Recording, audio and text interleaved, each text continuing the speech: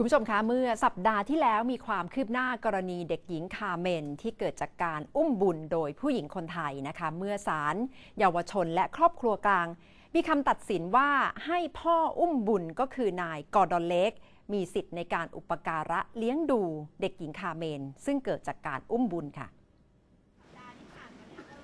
โดยเมื่อวันศุกร์ที่แล้วมีการแถลงข่าวโดยคุณพ่อทั้งสองของเด็กหญิงคาเมนก็คือกอร์ดอนเล็กและมานูเอลซานโตสซึ่งเป็นคู่รักชายรักชายที่สมรสกันอย่างถูกต้องตามกฎหมายที่ประเทศสเปนทั้งสองคนเดินทางมาทำอุ้มบุญในประเทศไทยเมื่อ2 ปีก่อนโดยอาศัยมดลูกของผู้หญิงไทยและไข่ที่บริจาคโดยผู้หญิงอีกคนหนึ่งซึ่งไม่เปิดเผยการทำอุ้มบุญเกิดขึ้นก่อนที่จะมีกฎหมายในไทยที่ห้ามการทำอุ้มบุญเชิงพาณิชย์เมื่อเดือนกรกฎาคมปีที่แล้วนะคะตลอด15 เดือนที่ผ่านมาคุณพ่อทั้งสองพยายามต่อสู้ตามกฎหมายในช่วงสัมภาษณ์พิเศษดิฉันถามถึงบรรยากาศภายในครอบครัวหลังจากทราบผลการตัดสินของศาลค่ะ What's the sentiment among three of you right now? You have joined together the first time since you know the result from the court. I mean, we're obviously ecstatic. We're very, very happy. I mean, I'm so happy to see them, and I can't wait to get them home so that we're all four of us are together with Alvaro. It seems Manuel has been very familiar with raising the kids. Are you the one who will be raising Carmen very closely? I mean, for Manuel? Yeah. Yeah, both of us. But I love children, and for the circumstances, I spend more time with her because Bad has to work in Spain. So I'm every day with her. So. And we both had he had a little brother when he was growing up, a baby brother, and I had a baby sister. So we've been around babies our whole lives, and we've always wanted to have babies of our own. Any difficulty to raise a child? Do you need any help from a woman? No. I mean, what a child needs is love. You know, obviously we have aunts and uncles and cousins, and we have a big family in Spain that help us with Alvaro and will help us with Carmen. Yeah, and I mean, just a normal life, you meet all different kinds of people, and there'll be tons of women in her life, and there'll be tons of men. My family is full of women, so we are with a lot of women around. I have 4 aunts, and all my aunts are daughters. So we have a big family in Spain, and we have a lot of women reference. So if in any case is necessary, she has it. So it's good. And we have a nanny too that help us with the things in the house and everything.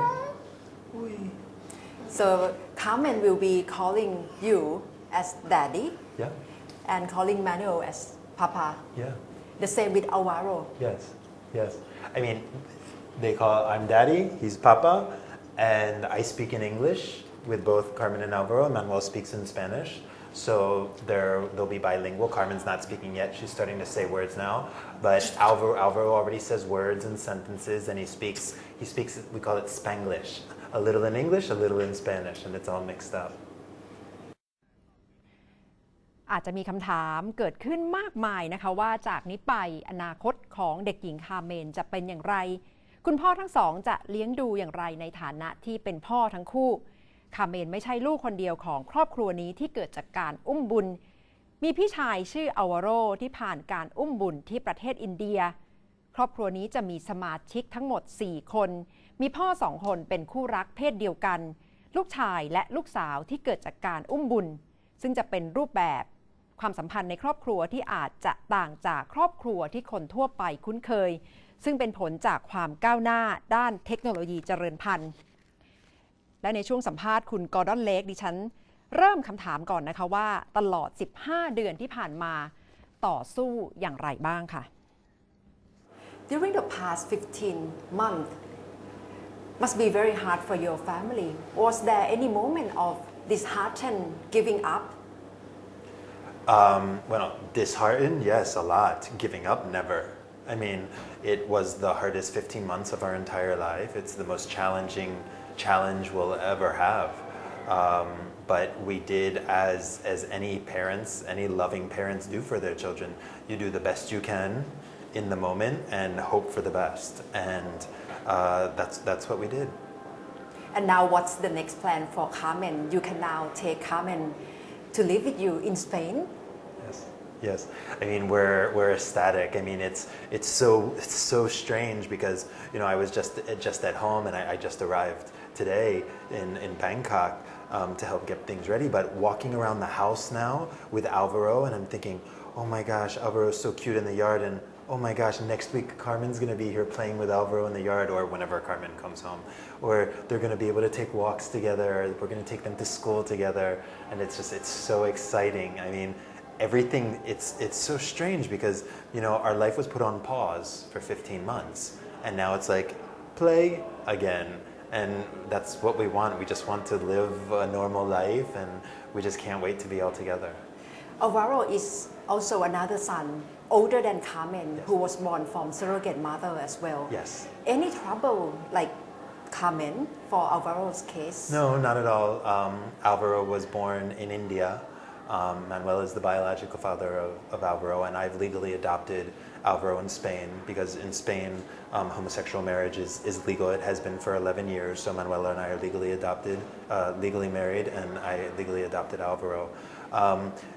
Yeah, there's not many cases of things going wrong with surrogacy. Yes, there are problems, and yes, things need to be done better so that we minimize the problems that happen, but surrogacy is a beautiful thing. There was no reason for us to think that anything would go wrong. Did you expect anything to go wrong as well, like this, when you first started to think of surrogacy in Thailand? Yeah. No, I mean, everything went fine with Alvaro in India, so we had already had the experience of surrogacy.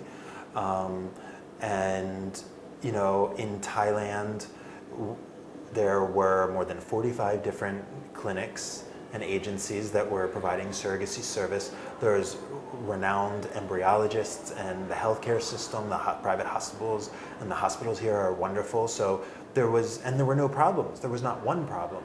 Unfortunately, once the surrogate was pregnant with Carmen, the baby gammy situation came out, and also the situation of the Japanese man. But when we started, there were no problems at all, and there was no reason for us to think that there would be any problems. When you did with Carmen with surrogacy, it's like commercial surrogacy as we know it, but now it's been banned in Thailand. What do you think you have learned from this process, that the surrogacy process in Thailand has changed a lot as well? Yeah. I mean, I think it's a shame. It's a shame that the abrupt decision was made to just ban it, because surrogacy is a beautiful thing. Surrogacy allows parents or a parent to have a child if they aren't able to do so on their own. Surrogacy is done by homosexuals, but it's also done by many more heterosexuals. And it's really a shame that surrogacy being such a beautiful thing that there's definitely very difficult and hard and long conversations that need to be had so that everyone is protected, especially the child and especially the surrogate mother. Also, the intended parents need to be protected too. I mean, that was our case, is that we weren't protected, and that's why we've been here for so long. But it's really a shame that it's been outlawed, and I would hope that through this case, and people becoming more familiar with homosexuals and homosexual parents, and more familiar with surrogacy, you see all of the bad cases. Well, in Thailand, 3 bad cases. How many thousands of happy families are out there from surrogacy in Thailand? There are thousands. But there must be some risk, because it's like other countries that say surrogacy is illegal and you cannot be allowed to do so quite freely. What do you think is the risk hidden with surrogacy or coming with surrogacy? Well,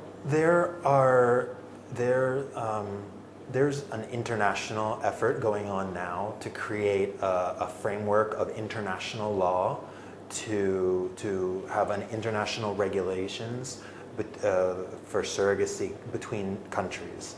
And it's moving forward, and I think that that's a great thing because I think that could be the first step for a country to actually say, okay, we can do this. Maybe we can allow surrogacy because the international framework is in place to support that. What are the couples or people who would like to do surrogacy should be careful because it's considered a big risk. Yeah. Otherwise, it wouldn't be banned in many countries. Right. So, I mean, it's a very, very delicate situation.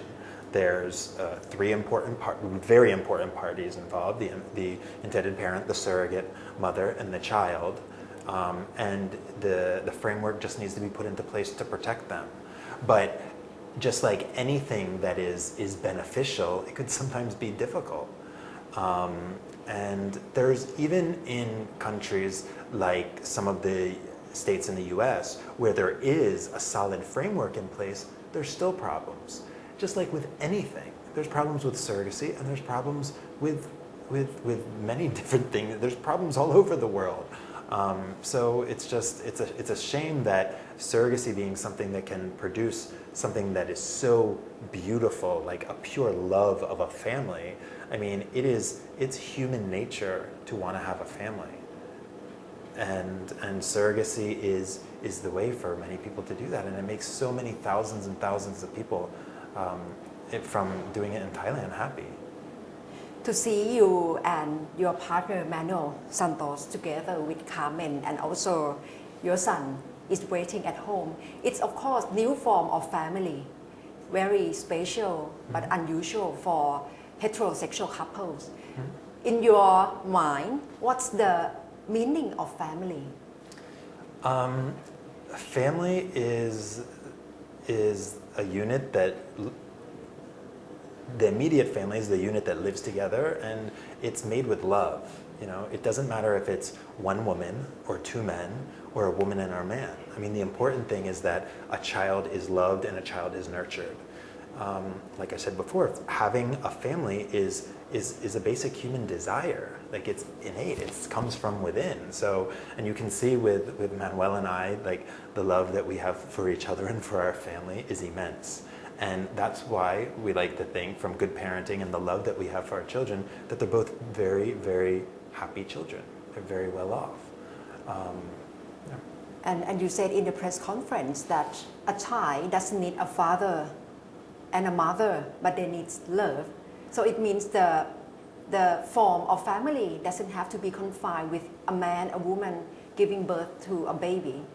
No, I mean, definitely not. I think we've shown that. We've been an example of that. And also the court was looking at the best interests of Carmen. And they decided the best interest of Carmen is that she would be with Manuel and I. You know, it's a really, I can understand how it can be difficult. I can understand and I can't understand. On one hand, it's like we've been so embraced by the Thai people. A gay couple that has had a child through surrogacy with a Thai surrogate, and we've been embraced by the Thai people and been shown so much support. On the other hand, it is understandable that if you don't know, many times if you don't know, you're afraid of what you don't know. So if you don't know someone that's had a child through surrogacy, you see all the bad things maybe, and maybe you don't see the good things. If you don't know a homosexual, maybe you see all the bad things and you don't know that homosexuals are just normal people, you know? And maybe once someone meets a homosexual, they'll be more open to having homosexual friends and the idea of homosexuality. The same as two fathers for a child and in a family. And we hope that through all of the public press of our situation, that we really can help change things in Thailand. We know we've already changed things, and we hope we can do more because, I'm sorry, one more thing is that there are many, we've met many gay couples that have children already in Thailand. Two men that have a child. Well, that child is not being legally protected because these two men do not have the right to get married. So that child is a legal child of one of the fathers, but not of the other. And that's not good for the child. It's not fair for the fathers either that their relationship isn't legally recognized, but it's dangerous for the child.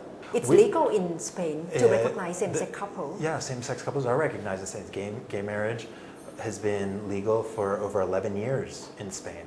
So Manuel and I are both legal fathers of Alvaro. Alvaro was biologically born and he's Spanish. And then since I am Manuel's legal partner in Spain, I adopted Alvaro legally, which is the same thing that we'll do with Carmen. Carmen is now coming home with us, finally. And Manuel will legally adopt her, and she will have 2 legal fathers. What's your plan of telling story all of this to Carmen in the future? She must have asked what's her origin, where does she come from? Carmen will only need to do a search in Google to learn all about the origins. Even if that weren't the case, we would be completely open with our children because there's nothing wrong with the way we had our children, so there's nothing to hide. There's books written about families that come from surrogacy to help children learn about it and for other people to learn about it.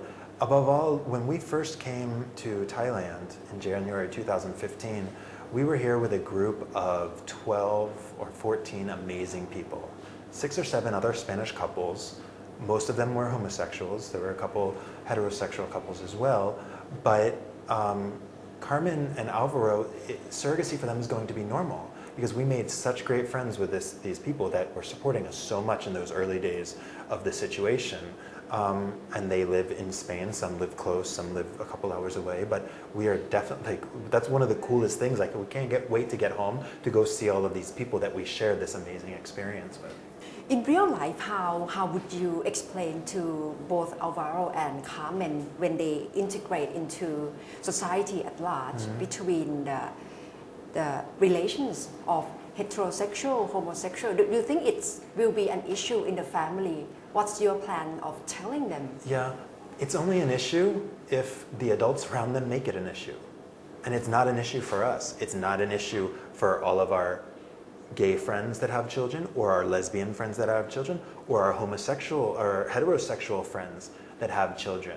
And it's what's really amazing to me and really like hits me in the heart is with the normality, which is obvious, I wouldn't expect anything different, but the normality that our Spanish family treats this. Manuel's cousins have kids, and some of the kids are like 7, 8, 9, 10. You know, they're at that age of asking questions. Or even there's a 3-year-old that they understand that Alvaro has a papa and a daddy. And it's completely normal. They don't even think about it because that's normal for them because they know people like that. And that goes back to what I was saying before is if you know this situation or this type of person, it becomes normal and more acceptable to you. And maybe your prejudice and your fears go away. But like it really makes me want to cry when, you know, Alvaro's, you know, boy cousins even, you know, talk about how Alvaro has a daddy and a papa. And he understands that Alvaro has papa and daddy. They completely understand. They completely understand. It's still quite new for Thai people to see this new form of families. And people must be having so many questions like we assume that the role of mother belongs to women, and that's really important to have childcare to take care of little girl like Carmen. Do you think that's gonna be problem in your family in taking care of Carmen as a girl when she grow up?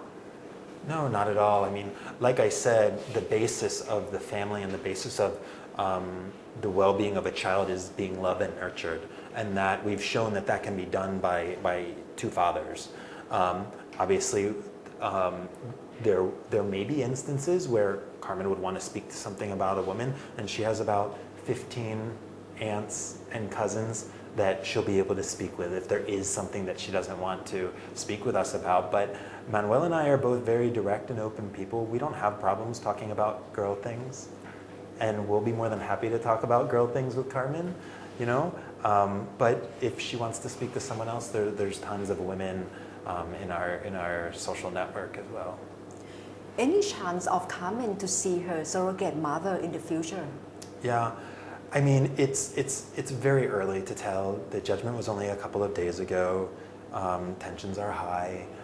We will definitely if the egg donor would like to meet Carmen at some point on one of our visits here, or if Carmen asks to meet the egg donor, we're totally fine with that. We have a relationship. We have a very good relationship with the egg donor. Obviously, the relationship with the surrogate is not the same. And we'll just have to see. I mean, in the end, when Carmen comes of age, and if Carmen wants to meet her, Carmen will be able to meet her, because Carmen's going to know the whole story, because the whole story is published everywhere, and we'll tell her about the story. But yeah, it's really early, so. You leave that to Carmen's right in the future, whether she wants to meet surrogate mother or not. Mm-hmm. Yeah, we won't forbid it. We won't forbid Carmen from seeing her if she says that she wants to. What about Alvaro? Has she been back to meet surrogate mother in the past at home? Yeah, no. In India, there is very little contact with the surrogate mother. We did meet her and while we were in India, but there hasn't been any contact. What's the immediate future of Carmen when you are back to Spain? What's your plan, like a few years from now? Oof. I mean, the immediate plan, we have no idea. This just happened. So like I said, it's been so exciting thinking, I took Alvaro to school the other day and I thought, oh my gosh, we need another car seat because I have to take Alvaro and Carmen to school, in a couple of weeks. So she'll do the same things that Alvaro does. She'll go to daycare. She'll be with the nanny. She'll go to swimming lessons. We'll go to family lunches. We'll go to the park after, Daddy and Papa get home from work, like we do with Alvaro. Actually, one of our neighbors is a little baby girl, so and there's 3 boys in the neighborhood, so she needs a little playmate. And then, it's just like any parent, like you just want your kids to be happy. You want them to grow up, be happy, and you want to give them all the opportunity you can. And with how Manuel and I are as people, we will do everything we can to make our 2 kids happy and have the best life that they can, to have whatever they want. And what's the story about Thailand that you plan to tell Carmen? Well, our relationship with Thailand has been unbelievable. The basis of that is the relationship we have with all the people that have supported us, and we will be back. We'll definitely be back, much more relaxed manner. But we are even taking home a spirit house with us to put in the corner of our yards. We're going to think about Thailand every single day for the rest of our lives. This experience, although it's been very challenging and heartbreaking at times, there's been a lot of positive. So much love has been flowing, with the Thai people and support around the world. And Manuel and I have definitely changed as people. It's been an amazing roller coaster ride the past 15 months, and we've changed. And I don't know how we've changed completely yet. We'll see over the next couple of weeks how our new lives take shape, because where it's like starting all over again. We're going to take Carmen home and be in our new house, and it'll be the 4 of us. At one point, the issue of human trafficking was raised from your case in the court. What's your take on this in relation to surrogacy? It's a difficult question. I think, like I was saying before, if the right discussions are had to create the framework,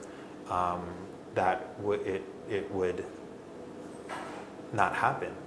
I would say that there's very, very, very, very, very few cases of that ever happening.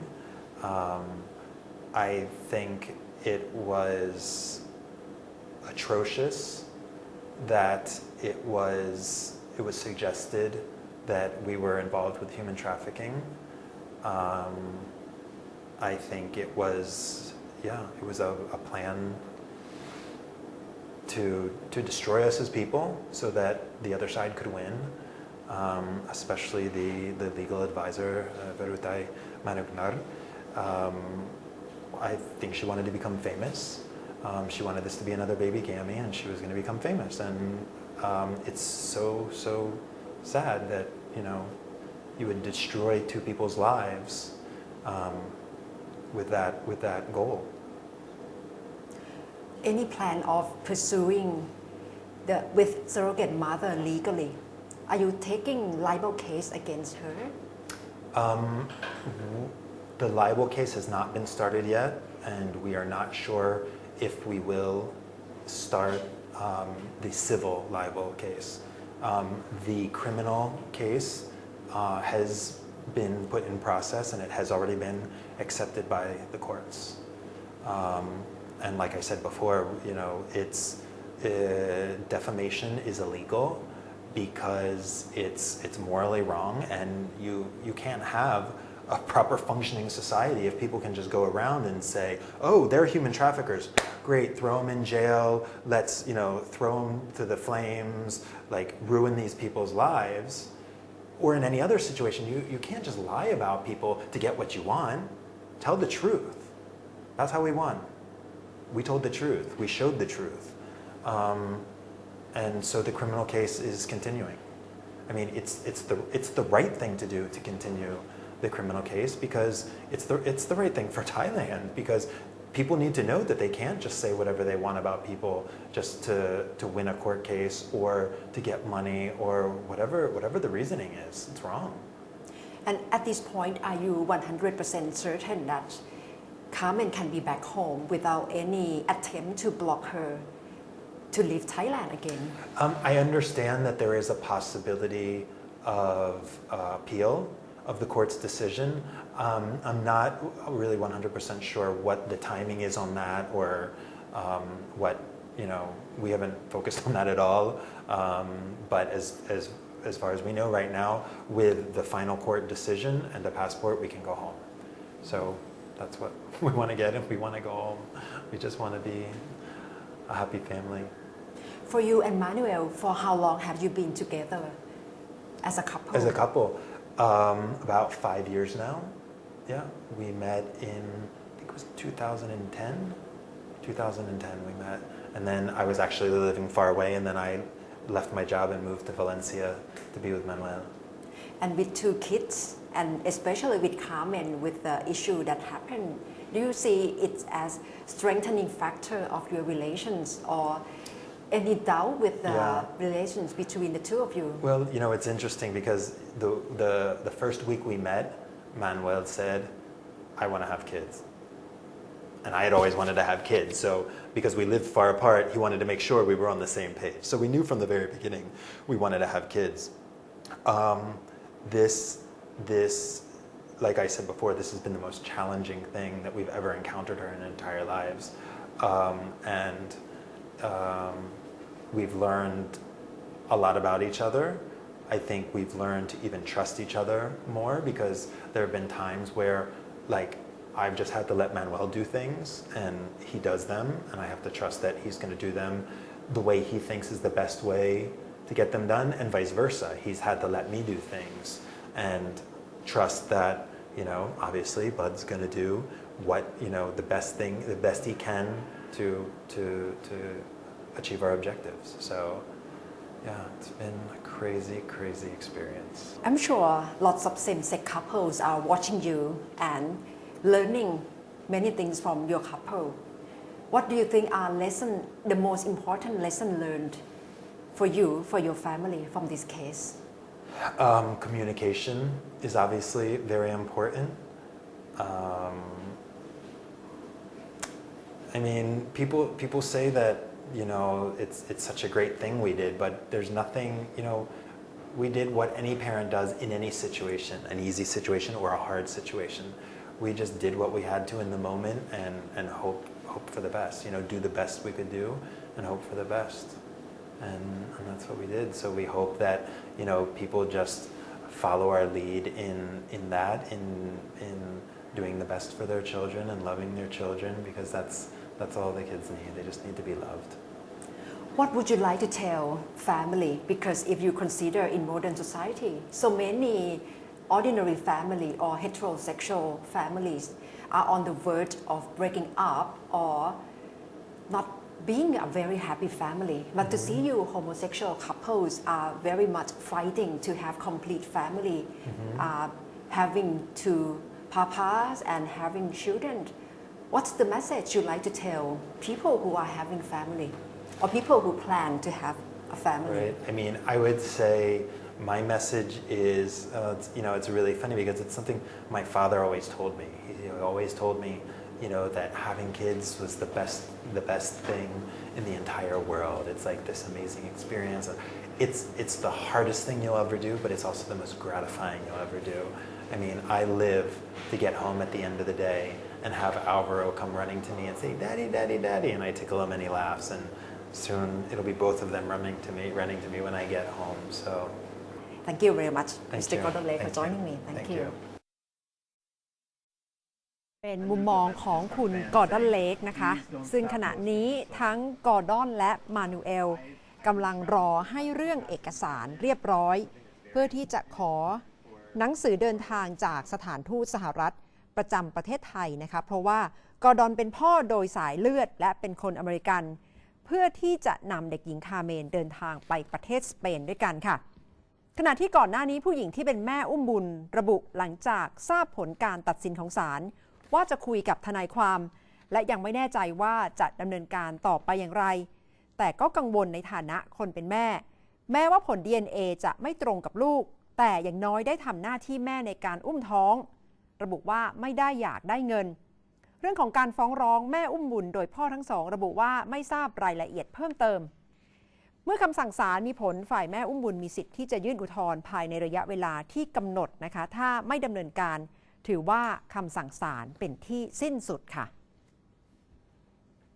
สำหรับคุณผู้ชมที่ต้องการติดตามคลิปข่าวของรายการย้อนหลังนะคะดูกันได้ที่ Facebook ของรายการที่นี่ไทย PBS Twitter @ ที่นี่ _Thai PBS และ Twitter ของดิฉันค่ะทั้งหมดคือตอบโจทย์และที่นี่ไทย PBS สำหรับคืนนี้ขอให้โชคดีจงมีแด่คุณผู้ชมทุกท่านดิฉันณัฐฐา โกมลวาทินราตรีสวัสดิ์ค่ะ